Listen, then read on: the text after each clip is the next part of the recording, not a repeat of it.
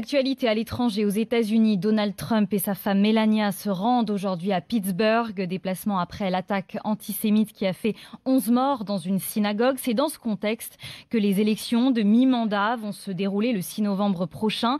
Mais la popularité du président américain ne semble pas fragilisée. Céline Martelet et Stéphanie Collier, nos envoyées spéciales, ont passé la soirée dans une petite ville du Michigan pour un meeting.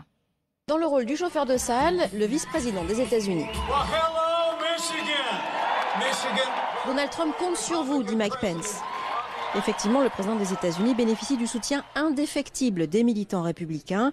Abby et sa sœur ont fait 3 heures de route pour assister au meeting et soutenir Donald Trump. Est-il parfait? Non. Mais au moins, il fait ce qu'il dit. Et c'est pour ça que les soutiens de Trump sont aussi solides. Il ne se prend pas pour quelqu'un d'autre. Et peu importe si le comportement de Donald Trump est parfois limite, reconnaît Jonathan. Parfois je me dis, ça il aurait pu le dire d'une autre manière quand même. Mais j'apprécie ce qu'il a déjà fait. Ce qu'il a mis en place est très important.